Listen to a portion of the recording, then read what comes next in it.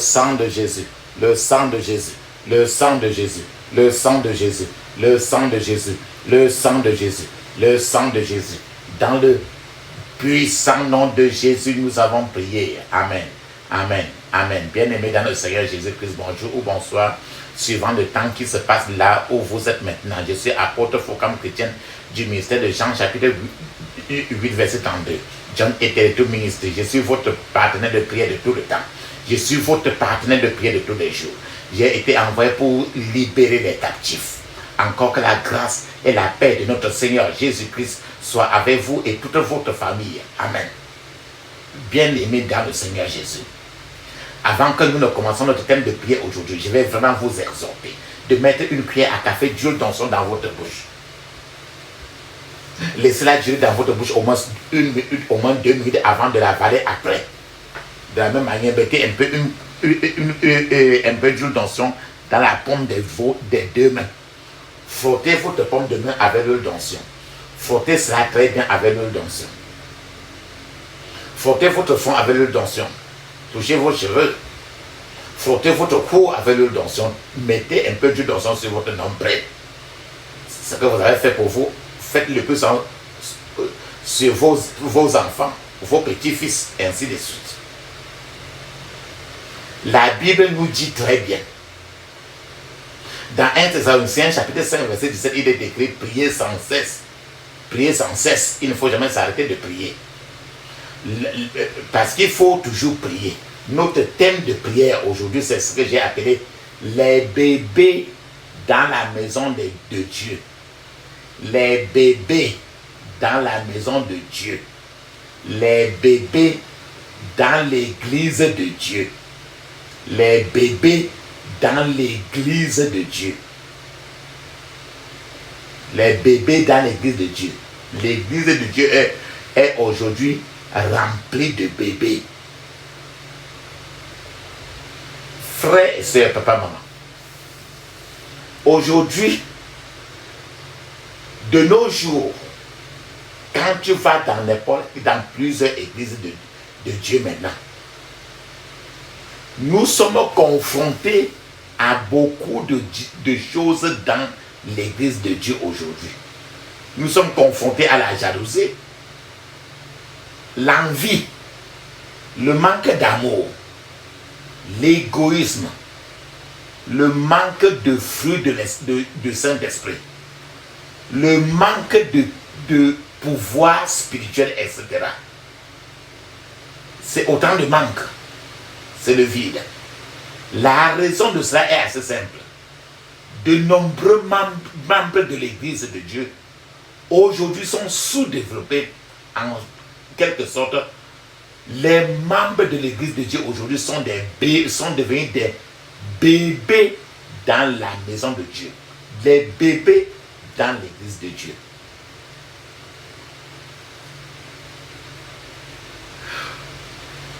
Plusieurs membres de l'église de Dieu, de la maison de Dieu, de l'église aujourd'hui, se font passer eux-mêmes pour les arbitres de Dieu. Plusieurs gens sont devenus leurs propres pasteurs. Plusieurs gens sont devenus leurs propres prophètes. En d'autres termes, leur propre tout.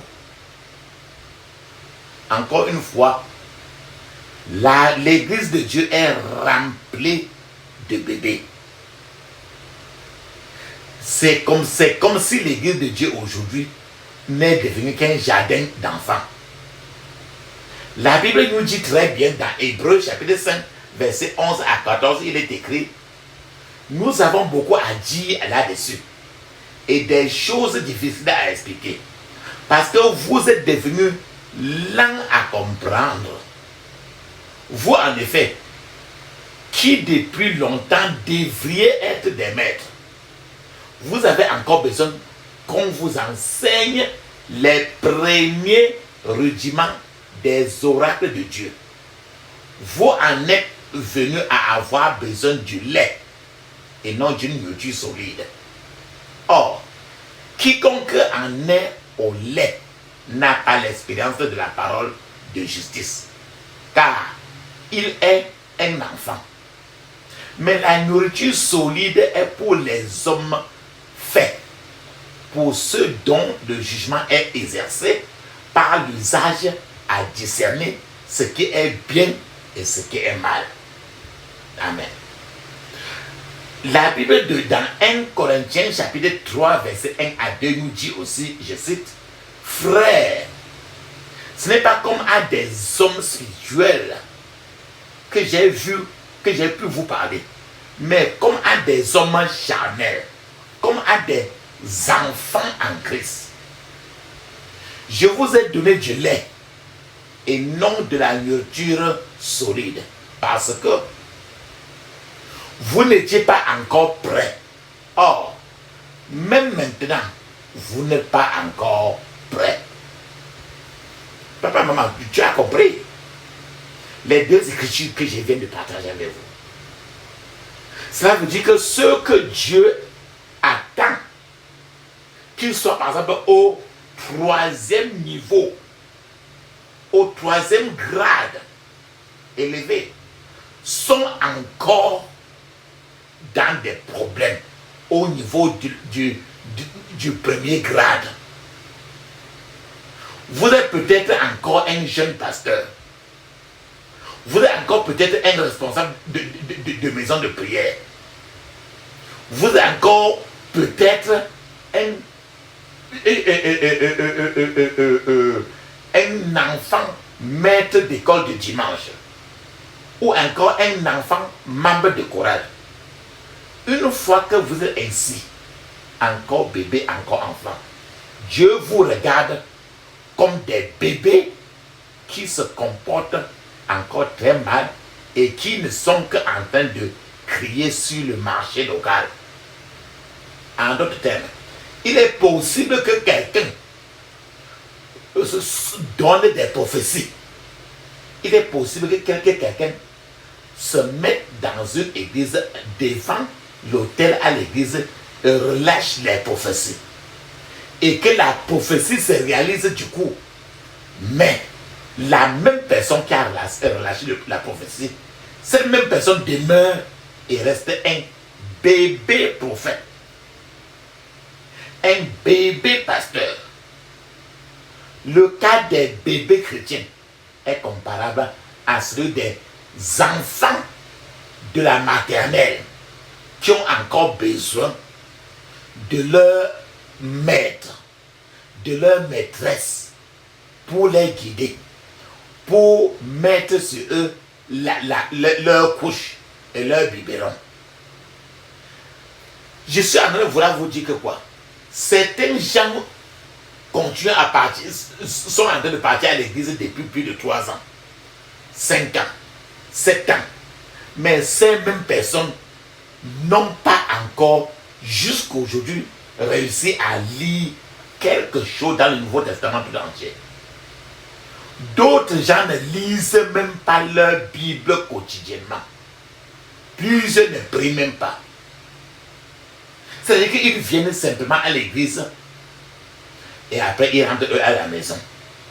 Et c'est ainsi depuis 1 an, 2 ans, 3 ans, 4 ans, 5 ans, 7 ans.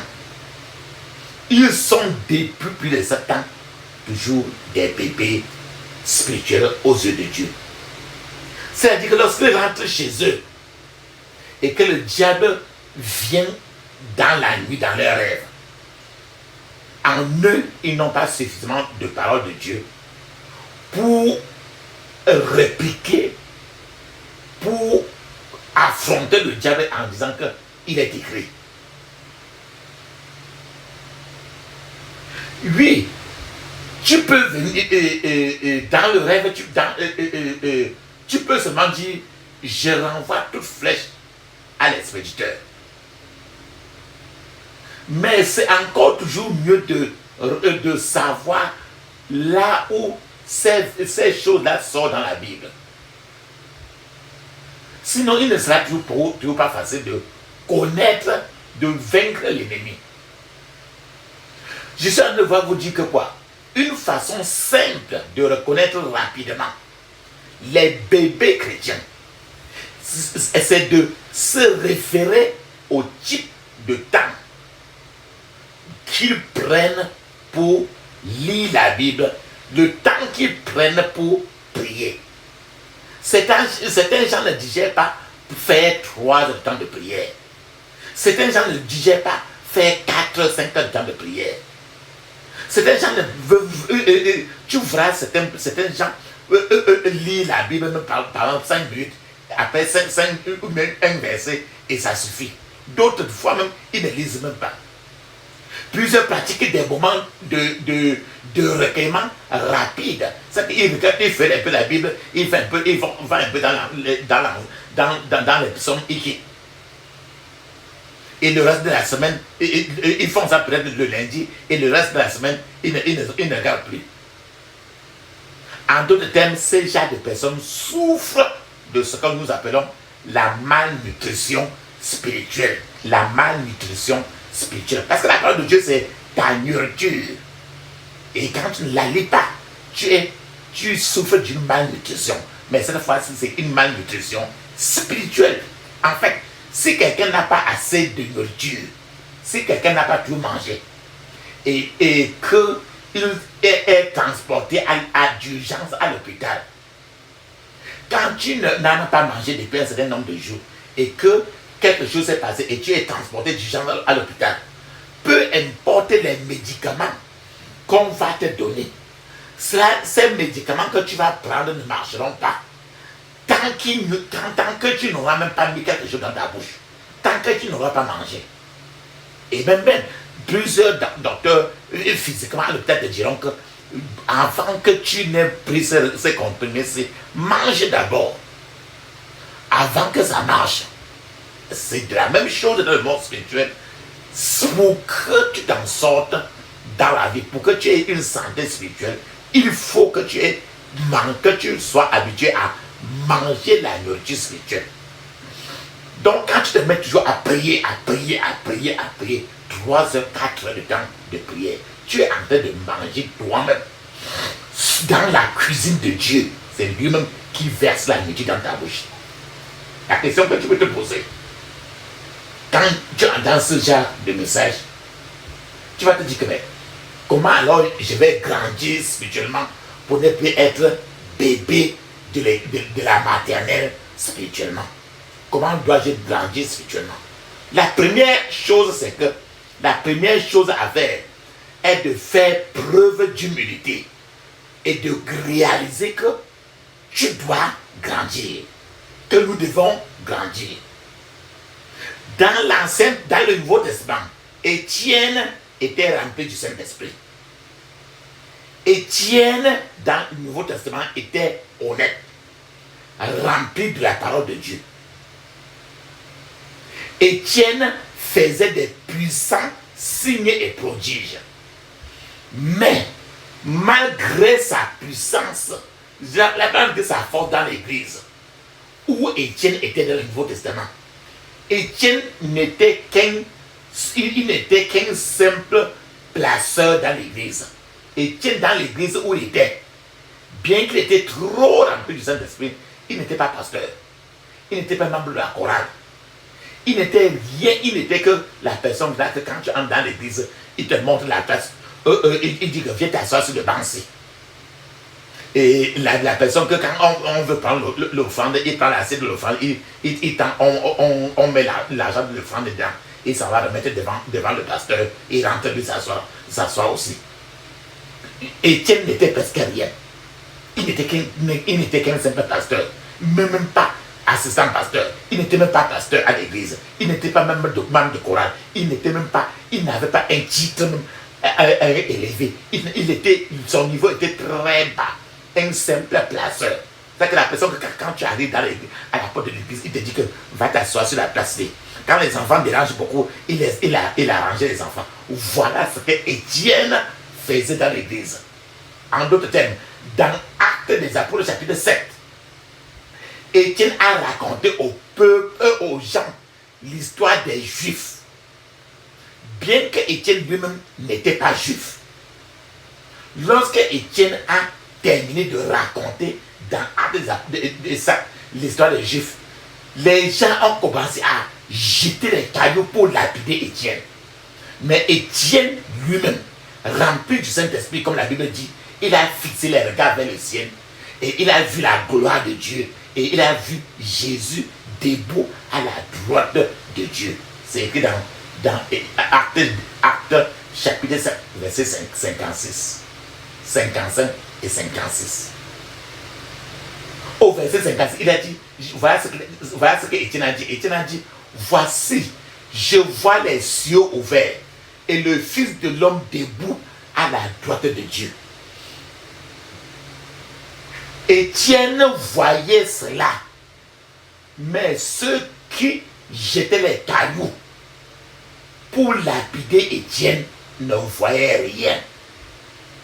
Certains chrétiens, comme tu vois maintenant jusqu'à aujourd'hui, il y a plusieurs chrétiens qui n'ont même jamais vu un ange, même jamais fait un rêve positif. Alors si nous ne sommes pas prêts si nous tous, nous ne sommes pas prêts à abandonner notre biberon, si nous ne sommes pas prêts à laisser de jouer, à abandonner les jouets des enfants, si nous ne sommes pas prêts à quitter les mamelles, si nous ne sommes pas prêts à enlever, à quitter les couches qu'on met pour recueillir les urines, nous ne pouvons pas grandir spirituellement. Il est temps qu'on laisse de regarder les films de Tintin pour grandir. La deuxième chose qu'on devait faire pour grandir, c'est nous devons prendre au sérieux un temps de présence avec le Seigneur. J'ai dit au préalable que plusieurs ne disaient même pas faire même quelques 15 minutes de prière. Quand tu répètes cette prière-ci pour ce point de prière pour 550 fois, la personne dit que mais répéter même 10 fois est dur. Pourtant la même personne peut, quand il est en train de bavarder, il peut sortir plus de 500 mots à la minute. Donc les chrétiens adultes ne devaient pas s'engager dans des temps de présence rapide avec le Seigneur. Les chrétiens adultes ne devaient pas être paresseux dans la prière, paresseux dans la lecture de la Bible.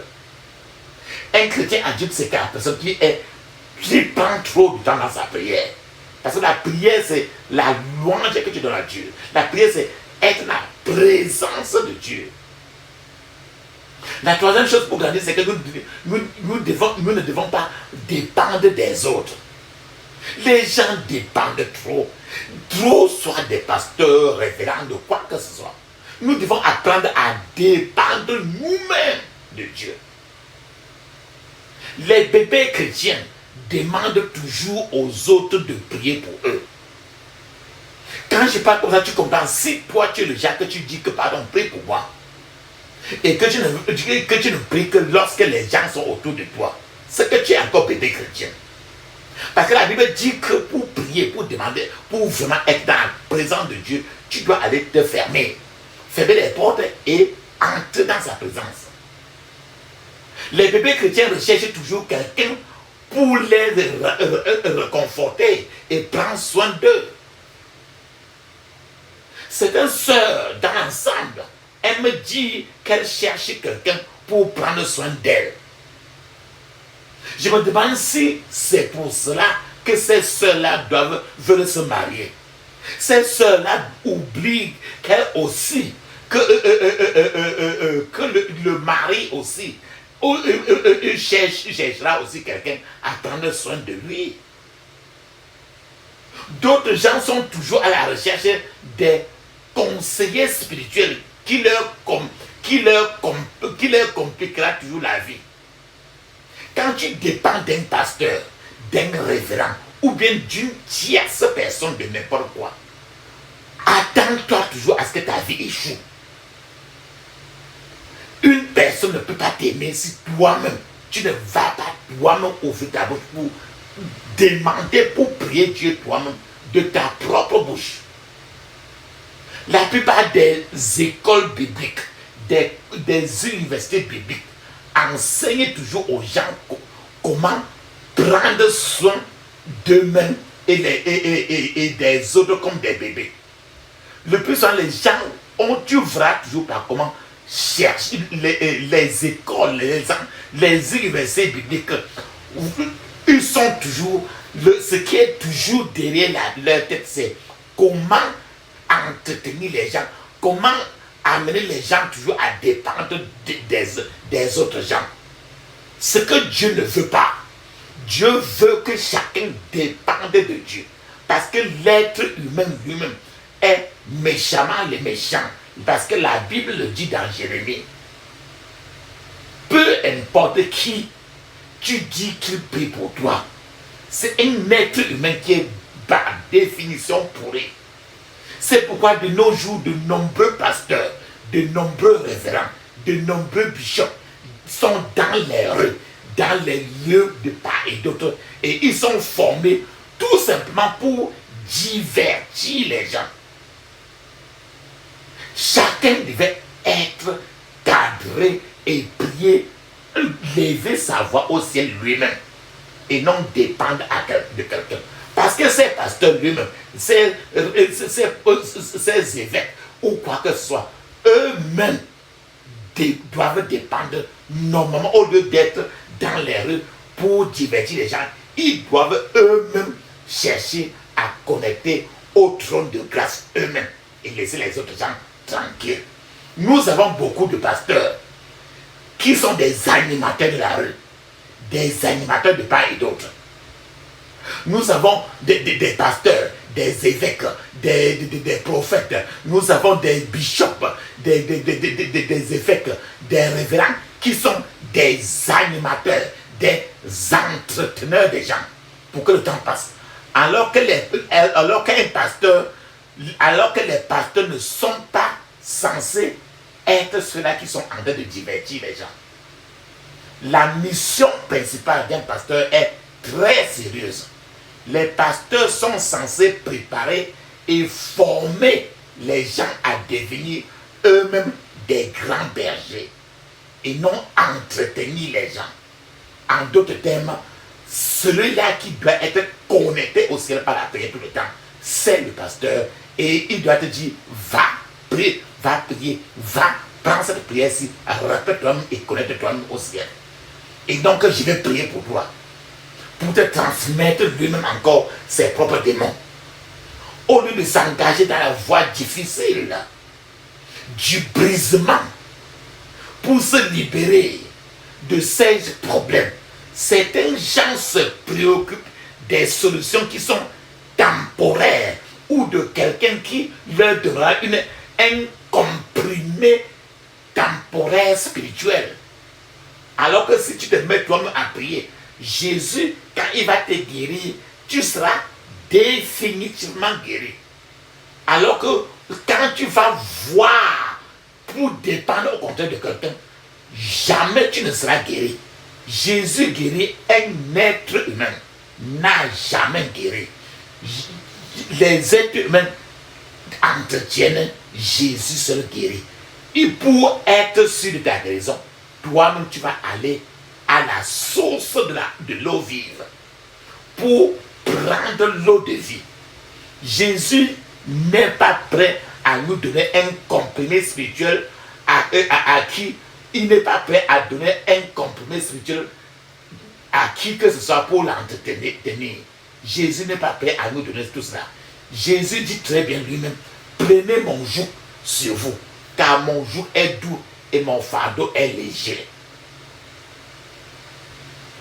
Prenez mon joug sur vous, car mon joug est doux et mon fardeau est léger.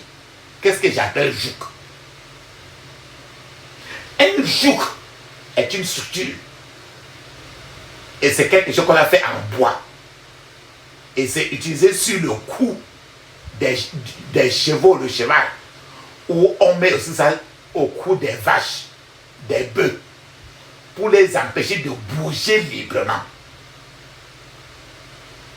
Lorsqu'un fabricant de joug peut être vraiment méchant, en fabriquant son joug, il ne laisse que très peu de place, d'espace pour que le cou de la bête il tourne là-bas. Mais Jésus dit que son propre joug est facile. Parce qu'il laisse un espace supplémentaire pour que vous puissiez bouger votre cou quand vous prenez le joug de Jésus. Mais encore, Jésus dit que mon joug est léger. En d'autres termes, Jésus lui-même a toujours un joug. Mais son joug ne pèse pas beaucoup. C'est léger. Mais cela reste un joug. Au lieu de prendre le joug de Jésus sur nous-mêmes, plusieurs sont en train d'aller prendre encore le joug des autres pasteurs, les autres gens, les autres des marabouts, et préfèrent ainsi des solutions temporaires à leurs problèmes. Ne vois-tu pas, maman, papa, que c'est là une tragédie? Beaucoup de gens prennent la maison de Dieu pour un hôpital plutôt que pour une caserne. Alors que la maison de Dieu devait être une caserne militaire, une caserne de soldats, où nous sommes appelés à être des vrais soldats de notre capitaine d'armée Jésus-Christ. Nous devons être des soldats du royaume de Dieu. Si les militaires partent au front du combat et que devant eux il y a une brousse, une forêt, et la forêt les empêche d'avancer, ils ne vont pas aller voir quelqu'un pour demander comment faire. Ils vont eux-mêmes couper, abattre les arbres, raser la forêt et continuer pour aller en guerre.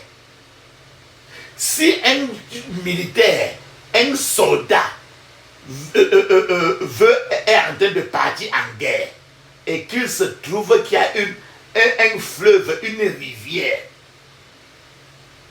qui l'empêche d'avancer, certainement il peut construire un pont et traverser cette rivière-là et aller en guerre. Un soldat, un militaire qui est au front du combat et il veut avancer dans le combat, s'il y a une montagne devant lui en route qui l'empêche, il va certainement sauter il va certainement sauter pour pouvoir avancer.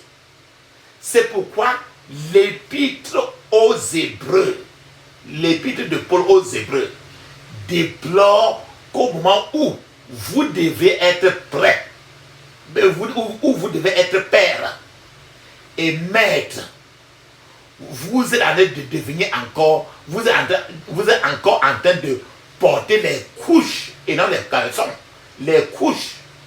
L'épître de Paul aux Hébreux est en train de déplorer que, au lieu que nous devons être des pères, plusieurs de nous sont encore en train de sucer le biberon. Plusieurs en nous sont encore en train de téter la tétine, de tirer les seins. Papa, maman, j'ai vu un homme d'environ 65 ans prendre une fille de moins de 28 ans quelque part pour l'épouser. Regarde-toi, si un homme de 65 ans est ainsi encore bébé, quand grandira-t-il et où va-t-il? Amen. La question est encore la suivante. Comment peux-tu savoir si tu es encore bébé spirituel? Comment savoir si tu portes encore les couches spirituellement? Ou bien si tu suces encore le biberon? On reconnaît généralement les bébés par leur nature. La plupart du temps, les bébés ignorent, ne connaissent pas la valeur des bonnes choses. Lorsque les choses spirituelles ont peu de valeur pour vous, alors cela veut dire clairement que vous êtes bébé. Le spirituel n'est pas très important, ça veut dire que vous êtes très bébé. Si acheter par exemple une voiture, acheter des choses très neuves, être honoré de part et d'autre, acheter des grandes voitures neuves chaque année, être honoré par-ci par-là dans les églises, est plus important pour vous que d'étendre le royaume de Dieu, que de pénétrer le spirituel. Alors, vous devez savoir que vous êtes bébé. Si vous n'avez pas trop une vie, une connaissance de la spiritualité, sachez que vous êtes vraiment bébé spirituel, parce que la Bible dit très bien, cherchez premièrement le royaume de Dieu, le royaume et la justice de Dieu, et toutes ces choses vous seront données par-dessus. Matthieu 6, 33. Pourquoi cherchons-nous le royaume de Dieu et la justice? Nous les cherchons parce qu'elles n'ont pas été ajoutées. C'est nous qui devons chercher. Pourquoi Dieu n'a pas ajouté très vite? Ces choses ne l'ont pas été ajoutées parce que nous n'avons pas cherché d'abord le royaume de Dieu. Dieu veut que tu cherches afin qu'il te donne. Il n'y avait pas eu autant de problèmes. Il n'aurait pas eu autant de problèmes si chacun avait cherché et trouvé le royaume de Dieu en premier. Il dit, cherche premièrement le royaume, la justice de Dieu. Et toutes ces choses vous seront données par-dessus. Le spirituel te sera donné. Et tout sera donné. Tu ne cherches pas toi-même. On ne t'a pas dit que tu vas aller chercher quelqu'un pour qu'il cherche. Tu ne cherches pas toi-même par des prières. Tu ne recevras pas. Donc si vous vivez pleinement pour le royaume de Dieu, il est aussi dans l'intérêt de Dieu que vous soyez aussi en bonne santé. C'est son intérêt, parce que si tu n'es pas en santé, lui-même il perd. Donc si vous vivez pleinement, totalement, pour le royaume de Dieu, il est dans son intérêt que vous soyez en bonne santé, que vous ayez une bonne alimentation et tout ce dont vous avez besoin. Beaucoup de gens ne peuvent être utiles à Dieu que lorsqu'ils sont très malades. Tu verras plusieurs gens, quand ils sont hospitalisés, ils sont malades, ils passent des journées à la maison, déjà boiteux ou quoi que ce soit. Ils deviennent trop importants à Dieu parce qu'ils sont malades. Mais dès que les mêmes gens sont en santé, ils retombent dans la rébellion et ils s'écartent de Dieu. Ils recommencent encore leur vie sur la terre. Certains gens implorent Dieu, certains gens pleurent qu'il faut que Dieu les guérisse. Mais lorsque ces gens étaient en bonne santé, ces gens-là ne servaient Dieu à rien. Mais maintenant, ces gens-là veulent que Dieu les guérisse. Les guérir pour qu'ils rentrent encore prendre leur 33. Pour qu'ils rentrent encore pour boire leur bière. Chercher leur femme.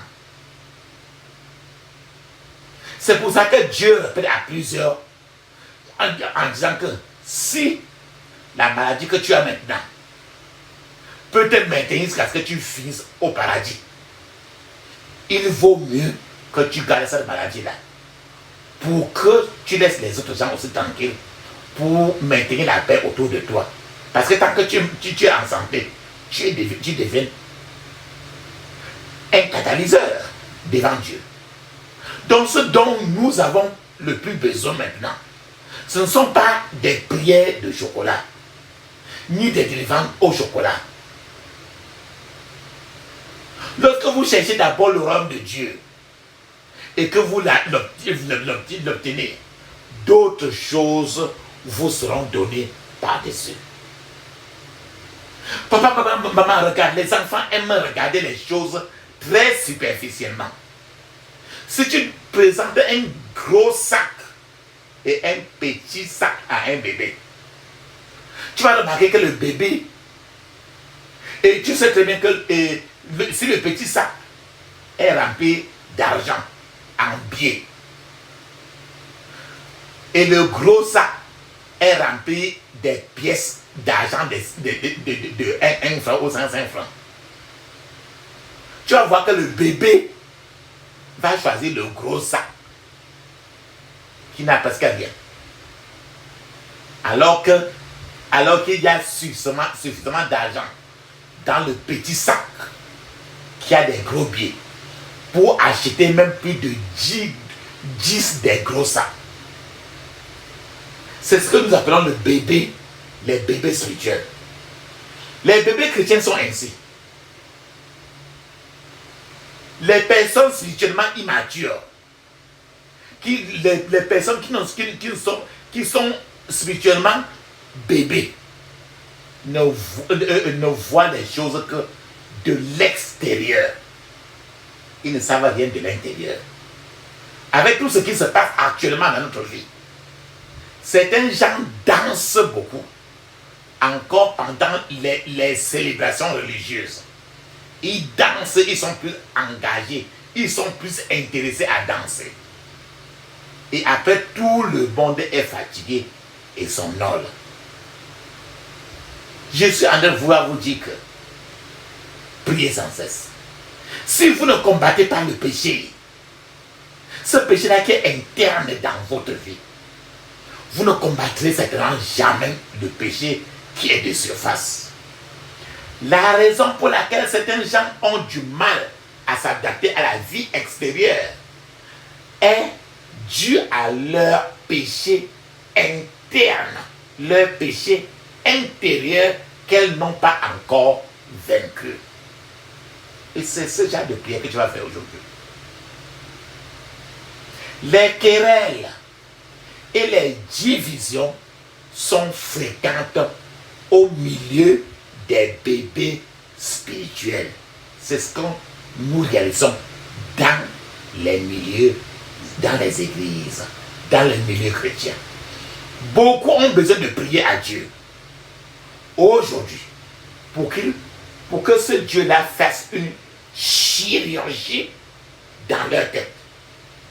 Pour que Dieu ouvre leur tête, enlève leur cerveau, lave ce cerveau avec un détergent spirituel, brosse ce cerveau très bien et remet le cerveau en ordre afin que ces gens deviennent maintenant utiles au Seigneur.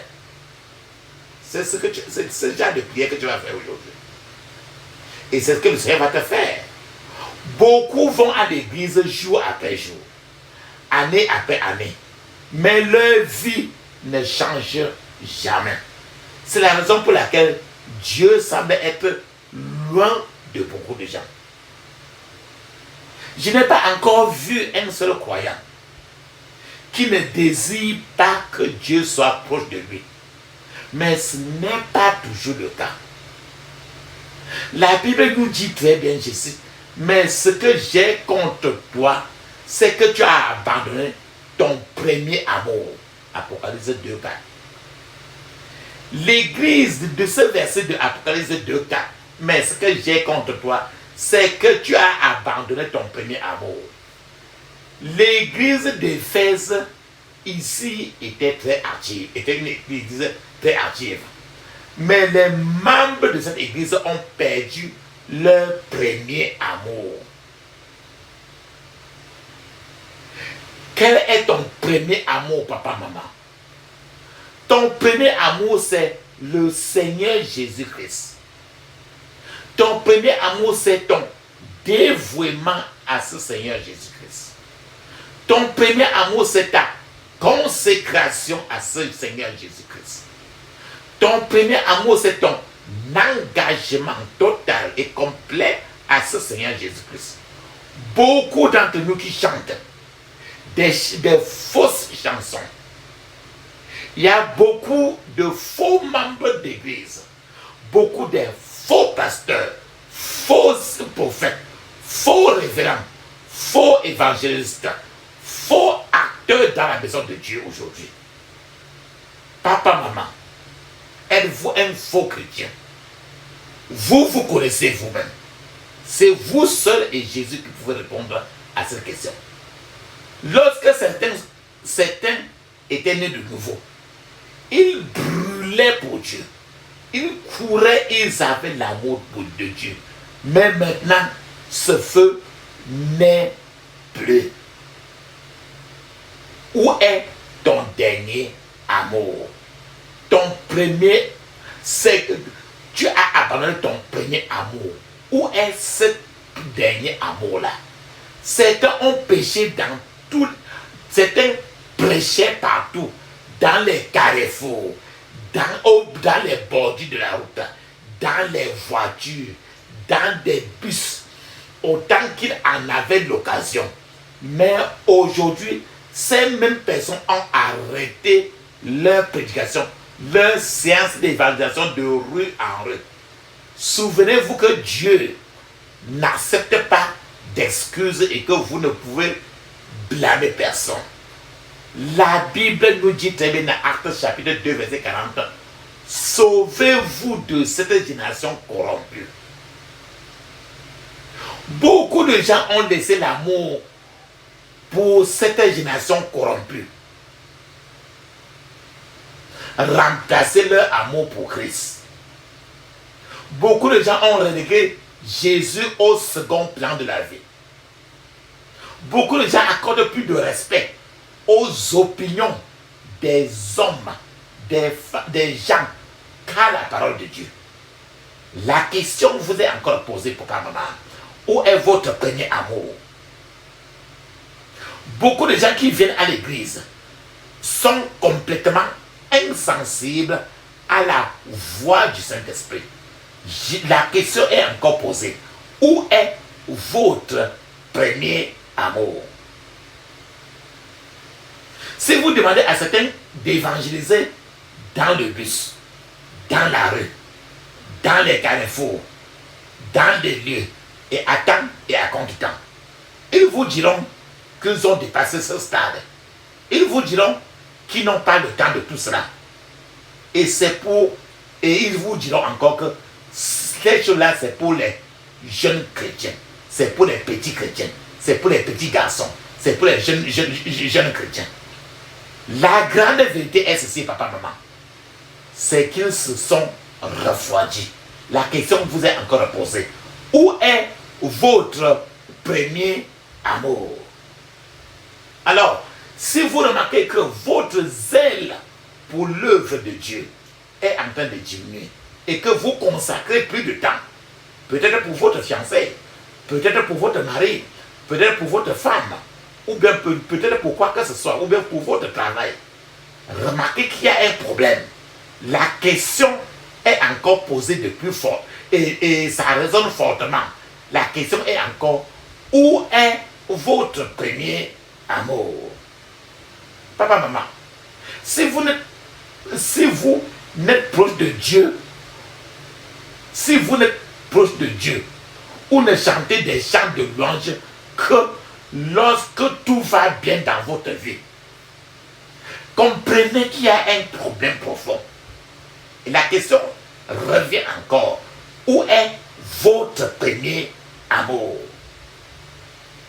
Si vous ne faites rien de concret pour l'avancement concret du royaume de Dieu, ou si vous avez quitté votre église parce que votre église ne vous a pas choisi comme président, comme chargé du groupe de la chorale, comme ceci, cela, remarquez qu'il y a un problème fondamental. La question est encore, Jésus vous pose encore la question, où est votre premier amour? Si vous quittez souvent le culte, avant même la fin du culte, avant la clôture du culte, vous devez comprendre que votre feu est en train de s'éteindre. Et la question, Jésus repose encore, vous remet encore la question, où est votre premier amour. Si vous n'appartenez à aucun groupe, à aucune communauté de maison dans l'église, et que vous ne contribuez à rien à l'œuvre de Dieu, vous vivez une vie spirituelle vagabonde. Papa, maman, dites-vous à vous-même la vérité. Réfléchissez-en. Où est votre premier amour? Où est votre premier amour? C'est à cette question-là que vous devez répondre aujourd'hui. Et en priant aujourd'hui, la Bible nous dit très bien dans le psaume 69, verset 9, il est écrit, car le zèle de ta maison me dévore et les outrages de ceux qui t'insultent tombent sur moi. Amen. Souviens-toi du calvaire, de l'angoisse à la croix, du combat solitaire qu'il a livré pour toi. Cède, cède, cède, cède ton cœur à ton sauveur. Cède, cède, cède, cède ton cœur à ton sauveur.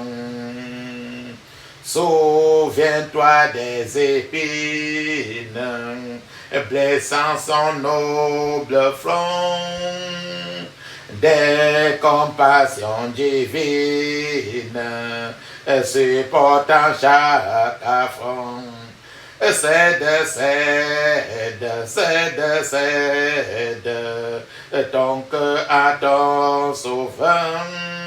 Cède, cède, cède, cède ton cœur à ton sauveur. Pense à son agonie pour toi, pauvre pécheur. Sa tendresse infinie devrait briser ton cœur. Cède, cède, cède, cède ton cœur à ton sauveur. Cède, cède, cède, cède ton cœur à ton sauveur. Crois, oh crois à sa grâce, ne désespère plus. Jésus a pris ta place, tous par lui sont reçus. Cède, cède, cède, cède ton cœur à ton sauveur. Cède, cède, cède, cède ton cœur à ton sauveur. Enlève ma misère, enlève mon péché, toute douleur amère et tout fardeau caché. Cède, cède, cède, cède ton cœur à ton sauveur. Cède, cède, cède, cède ton cœur à ton sauveur. Amen. Ce chant, le titre c'est Souviens-toi du calvaire. Et ce chant est sorti de Chant de victoire. Vous le retrouvez aussi dans Sous les ailes de la foi. Souviens-toi du calvaire. Alléluia. Papa, maman, ferme tes yeux, ouvre ta bouche, dis ceci. Je couvre mon esprit, mon âme, mon corps et toutes mes possessions du sang de Jésus. Je couvre mon esprit, mon âme, mon corps et toutes mes possessions du sang de Jésus. Dans le sang de Jésus, j'ai prié. Amen. Ferme tes yeux, dis ceci. Ô Seigneur, transforme-moi en ce que tu veux que je devienne. Au nom de Jésus. Ô Seigneur, transforme-moi en ce que tu veux que je devienne. Au nom de Jésus. Répète 21 fois. Ô Seigneur, transforme-moi en ce que tu veux que je devienne. Au nom de Jésus. Dans le puissant nom de Jésus, j'ai prié. Amen. Ferme tes yeux. Dis ceci.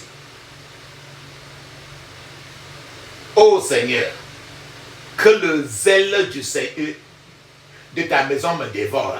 Au nom de Jésus. Ô Seigneur, que le zèle de ta maison me dévore. Au nom de Jésus. Ô Seigneur, que le zèle de ta maison me dévore. Au nom de Jésus. Répète 21 fois. Ô Seigneur, que le zèle de ta maison me dévore. Au nom de Jésus. Ô Seigneur, que le zèle de ta maison me dévore. Au nom de Jésus. Ô Seigneur, que le zèle de ta maison me dévore. Dans le puissant nom de Jésus, j'ai prié. Amen. Ferme tes yeux, dis ceci. Je me dresse contre tout esprit de sommeil. Au nom de Jésus. Je me dresse contre tout esprit de sommeil. Au nom de Jésus. Je me dresse contre tout esprit de sommeil. Au nom de Jésus.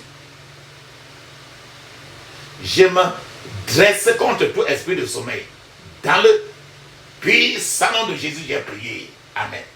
Papa, maman, rappelle-toi de répéter au moins 21 fois. Même si nous répétons une, deux fois, 21 fois en répétant le même point de prière, vous donnera au moins vraiment l'assurance que vous avez fait quelque chose suivant l'ordre du ciel. Ferme tes yeux, dis ceci. Seigneur, place-moi sur le rocher qui est plus élevé que moi. Au nom de Jésus. Ce rocher-là, c'est Jésus. Ô Seigneur, place-moi sur le rocher qui est plus élevé que moi. Au nom de Jésus. Ô Seigneur, place-moi sur le rocher qui est plus élevé que moi. Au nom de Jésus. Ô Seigneur, place-moi sur le rocher qui est plus élevé que moi. Au nom de Jésus. Dans le puissant nom de Jésus, j'ai prié. Amen. Ferme tes yeux, dis ceci. Tout fardeau,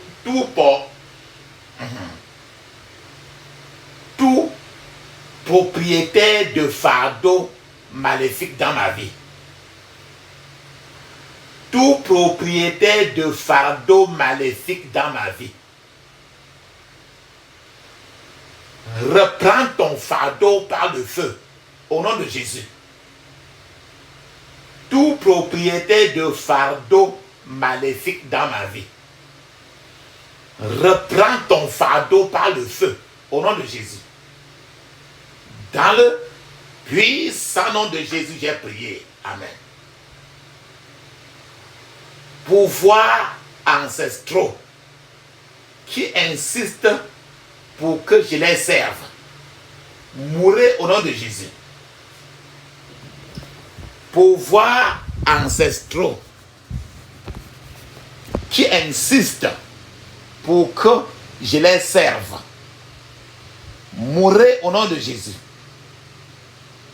Pouvoirs ancestraux qui insistent pour que je les serve. Mourez au nom de Jésus. Ferme tes yeux. Dans le puissant nom de Jésus, j'ai prié. Amen. Ferme tes yeux, crie à haute voix. Dis ceci. Satan, je ferme toute porte que j'étais ouverte. Au nom de Jésus. Satan, je ferme toute porte que j'étais ouverte. Au nom de Jésus. Satan, je ferme toute porte que j'étais ouverte. Au nom de Jésus. Satan, je ferme toute porte que j'étais ouverte. Au nom de Jésus. Dans le puissant nom de Jésus, j'ai prié. Amen. Ferme tes yeux, ouvre ta bouche. Dis ceci. Que le feu de Dieu embrase tous mes entrailles maintenant. Au nom de Jésus. Que le feu de Dieu embrase tous mes entrailles maintenant. Au nom de Jésus. Que le feu de Dieu embrase tous mes entrailles maintenant. Au nom de Jésus. Que le feu de Dieu embrase tous mes entrailles maintenant. Au nom de Jésus. Dans le puissant nom de Jésus, j'ai prié. Amen. Papa, maman, au départ, je vous ai dit d'avaler un peu d'huile d'onction. Dès le début là. C'est pour que le cercueil qui est dans toi, ce qu'on appelle cercueil interne, soit enlevé. Ferme tes yeux et dis ceci. Que tout cercueil interne soit rôti par le feu au nom de Jésus. Que tout cercueil interne soit rôti par le feu au nom de Jésus. Que tout cercueil interne soit rôti par le feu au nom de Jésus. Répète, ferme tes yeux. Que tout cercueil interne soit rôti par le feu au nom de Jésus. Dans le puissant nom de Jésus, nous avons prié. Amen. Papa, maman, mets une pause maintenant. Tu vas parler en langue pendant 7 minutes. Le parler en langue est écrit dans Marc, chapitre 16, verset 17. Actes des apôtres, chapitre 2, de 1 à 5. Ézéchiel, chapitre 5, verset 5. Pendant que tu parles en langue, je serai en train de t'attendre. Parle en langue 7 minutes, parce que c'est obligatoire. Vas-y maintenant.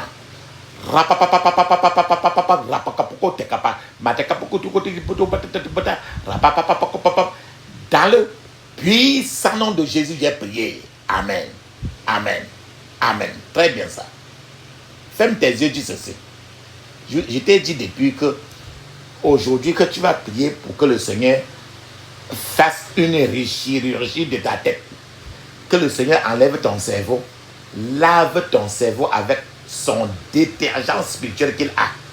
Maintenant, il va laver, le désinfecter avec son feu du Saint-Esprit. Il va remettre maintenant pour que ton cerveau maintenant puisse le servir. Et Jésus est encore appelé chirurgien céleste. Ferme tes yeux, crie ainsi. Chirurgien céleste, visite mon cerveau maintenant. Au nom de Jésus. Ferme tes yeux, répète 21 fois. Chirurgien céleste, visite mon cerveau maintenant. Au nom de Jésus. Chirurgien céleste, visite mon cerveau maintenant. Au nom de Jésus. Chirurgien céleste, visite mon cerveau maintenant. Dans le puissant nom de Jésus, nous avons prié. Amen. Papa, maman, tu as déjà levé tes prières à Dieu totalement.